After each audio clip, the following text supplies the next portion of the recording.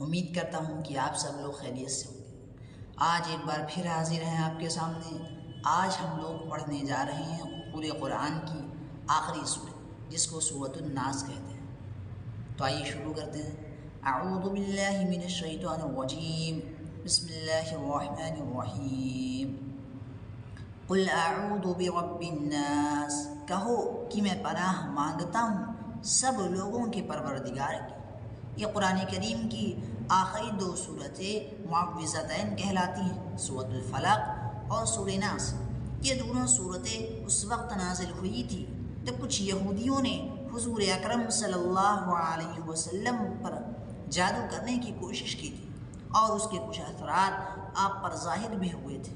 ان صورتوں میں آپ کو جادو ٹونے سے حفاظت کے لیے ان الفاظ میں اللہ تعالیٰ کی پناہ مانگنے کی تلقین فرمائی گئی، اور کئی احادیث سے ثابت ہوتا ہے کہ ان صورتوں کی تلاوت اور ان سے دم کرنا جادو کے اثرات دور کرنے کے لیے بہترین عمل ہے۔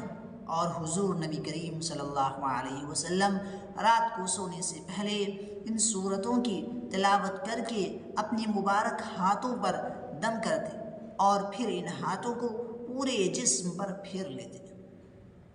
ملک الناس، سب لوگوں کے بادشاہ کی، ملک الناس، سب لوگوں کے بادشاہ کی، الہ الناس، سب لوگوں کے معبود کی۔ مطلب یہ ہے کہ اللہ تعالیٰ کی پناہ مانگتا ہوں جو سب کا پروردگار بھی ہے، صحیح معنی میں سب کا بادشاہ ہے اور سب کا معبود حقیقی ہے۔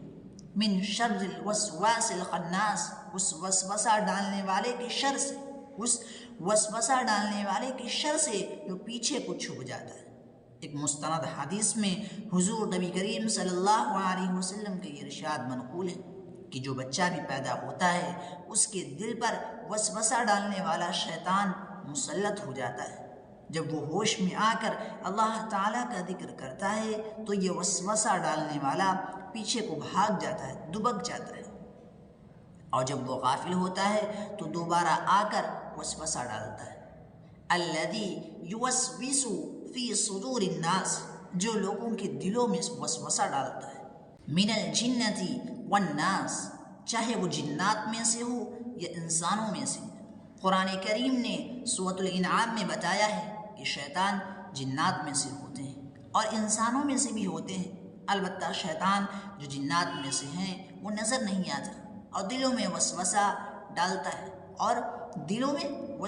ڈالتا ہے، لیکن انسانوں میں سے جو شیطان ہوتے ہیں وہ نظر آتے ہیں، اور ان کی باتیں ایسی ہوتی ہیں کہ انہیں سن کر انسان کے دل میں طرح طرح کے برے خیالات اور وسوسے آ جاتے ہیں۔ اس لیے آیت کریمہ میں دونوں قسم کے وسوسے ڈالنے والوں سے پناہ مانگی گئی ہے۔ شیطان کی چالیں کمزور ہوتی ہیں اور اس میں اتنی طاقت نہیں ہے کہ وہ انسان کو گناہ پر مجبور کر سکے۔ یہ تو انسان کی ایک آزمائش ہے کہ انسان کو بہکانے کی کوشش کرتا ہے، لیکن جو بندہ اس کے بہکائے میں آنے سے انکار کر کے اللہ تبارک و تعالیٰ کی پناہ مانگ لے تو شیطان اس کا کچھ بھی نہیں بگاڑ سکتا۔ قرآن کریم کا آغاز سورۃ الفاتحہ سے ہوا تھا، جس میں اللہ تبارک و تعالیٰ کی حمد و ثنا کے بعد اللہ تعالیٰ ہی سے سیدھے راستے کی ہدایت کی دعا کی گئی، اور اختتام یعنی ختم سورۃ الناس پر ہوا ہے، جس میں شیطان کی شر سے پناہ مانگی گئی ہے، کیونکہ سیدھے راستے پر چلنے میں اس کی شر سے جو رکاوٹ پیدا ہو سکتی ہے اسے دور کرنے کا طریقہ بتا دیا گیا ہے۔ اللہ تعالی ہم سب کو نفس اور شیطان دونوں کی شر سے اپنی حفظ و امان میں رکھے، آمین ثم آمین۔ تو یہ تھا سورۃ الناس کا مختصر ترجمہ اور مختصر تشریح۔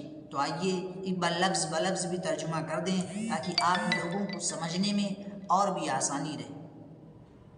بسم اللہ الرحمن الرحیم۔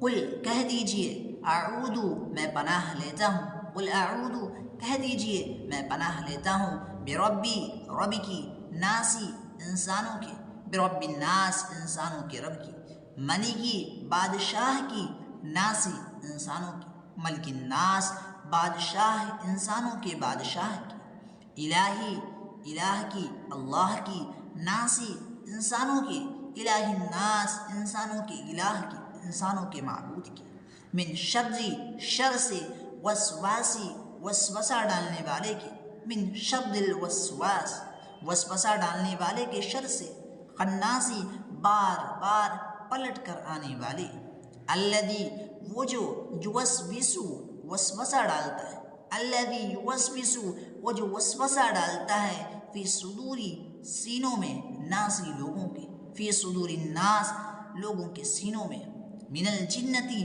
جنوں میں سے، والناسی اور انسانوں میں سے، من الجنتی والناس جنوں میں سے اور انسانوں میں سے۔ تو آپ اس کو اپنے دوست اور رشتہ داروں میں ضرور شیئر کریں تاکہ انہیں بھی پتہ چلے سورۃ الناس جو ہم نمازوں میں پڑھتے ہیں اس کا ترجمہ کیا ہے۔